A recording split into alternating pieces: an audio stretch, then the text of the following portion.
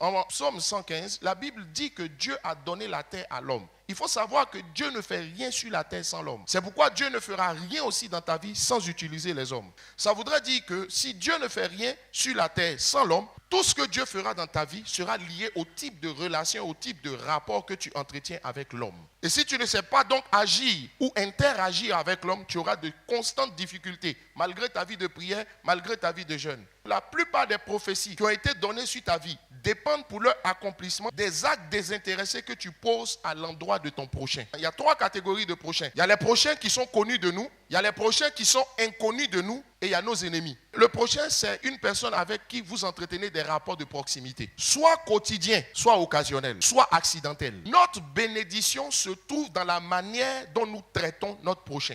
Et dans la parabole du bon samaritain, dans ce passage de Luc chapitre 10, du verset 30 au verset 36, que aimer son prochain, c'est traiter un inconnu en ami. C'est-à-dire, c'est traiter un inconnu comme on l'aurait fait si on avait affaire à quelqu'un qui est notre ami. Chaque fois que vous priez pour un sujet qui vous tient à cœur, ou pour l'exaucement ou le déclenchement d'une prophétie sur votre vie, Dieu va introduire dans votre vie un prochain, une personne, de manière inopinée, à l'improviste, accidentellement, mais une personne à qui vous allez devoir faire du bien, de manière désintéressée. En réalité, vous n'allez pas ouvrir les yeux tous les jours pour savoir quel est le prochain que Dieu a fait rentrer dans ma vie. Non, ça voudrait dire qu'on doit développer la culture de la bonté au quotidien. Parce que soit vous êtes bon, soit vous n'êtes pas bon. Voici la première des choses qu'il te manque.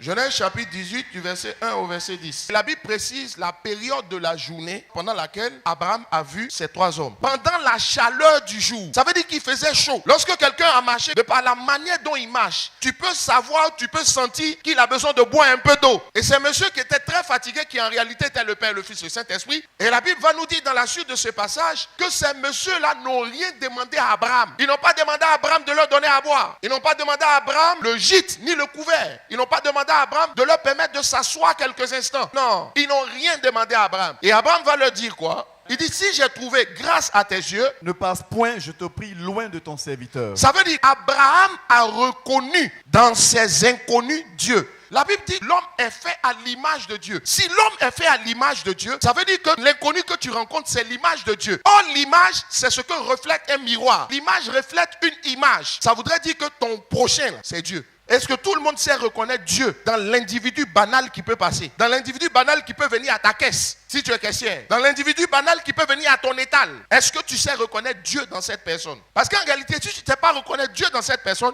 ce n'est pas le Dieu des cieux que tu pourras reconnaître. Parce qu'il dit, tu ne peux pas dire que tu aimes Dieu, que tu ne vois pas, si tu n'aimes pas ton frère, que tu vois. Abraham va donc le dire. Permettez qu'on apporte un peu d'eau pour vous laver les pieds. Frère, ils n'ont pas demandé l'eau. Et reposez-vous sous cet arbre. Ils n'ont pas demandé à se reposer. J'irai prendre un morceau de pain pour fortifier votre cœur. Depuis quand la nourriture a fortifié le cœur de quelqu'un? Ils auraient dû dire pour fortifier votre corps. Mais pourquoi il dit pour fortifier votre cœur au lieu de dire corps? Ça veut dire que naturellement Abraham était quelqu'un qui aimait toucher le cœur des autres. Il aimait faire du bien, faire plaisir aux autres. Le bien-être des autres le préoccupait. Car c'est pour cela que vous passez près de votre serviteur. Autrement dit, Abraham était en train d'affirmer que Dieu vous a mis sur mon chemin pour que je touche votre cœur. Continue donc la lecture. Ils répondirent, fais comme tu l'as dit. Ça veut dire qu'ils avaient ce besoin. Ils ne l'ont pas exprimé, mais ils avaient ce besoin. Alors il lui dit, où est Sarah, ta femme? Quand ils ont fini de manger, ils ont fini de bénéficier des actes de bonté, alors ils lui dirent, c'est les 3 qui ont parlé, où est Sarah, ta femme? Ils auraient pu demander après quelqu'un d'autre. Mais pourquoi est-ce qu'ils tapent juste sur son besoin principal? Et Abraham va répondre, elle est là dans la tente. L'un d'entre eux dit, je reviendrai vers toi à cette même époque, et voici Sarah, ta femme, aura un fils. Sarah écoutait à l'entrée de la tente qui était derrière lui. Pendant que tu jeûnes, pendant que tu pries,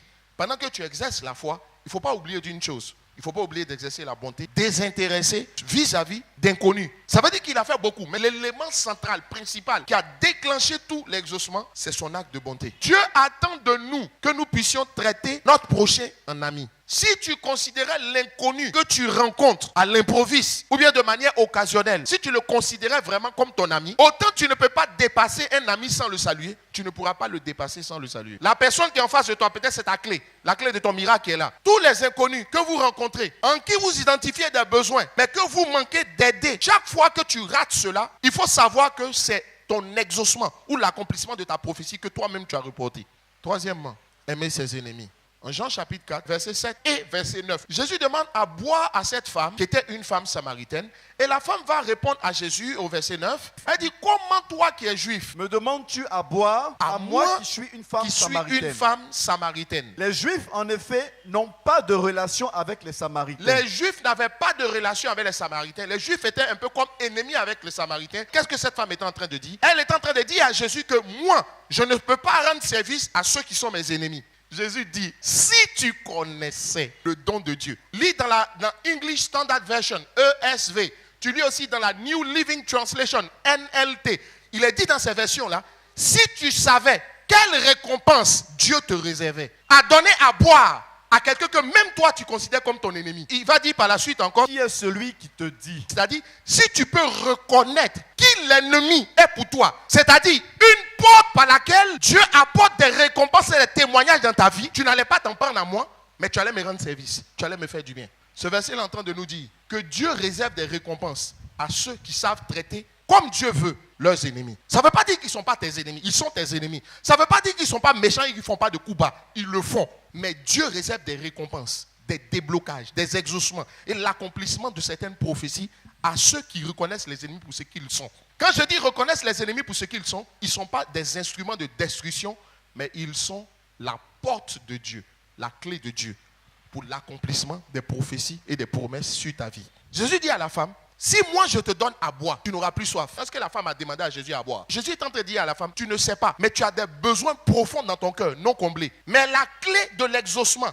ou la clé qui va combler ce besoin-là, c'est que toi, tu puisses comprendre que moi, que tu perçois comme ton ennemi, fais-moi du bien au lieu de me faire du mal. Et je tiens à te dire, sur le chemin de ton exaucement, tes amis pourront juste un peu t'aider physiquement.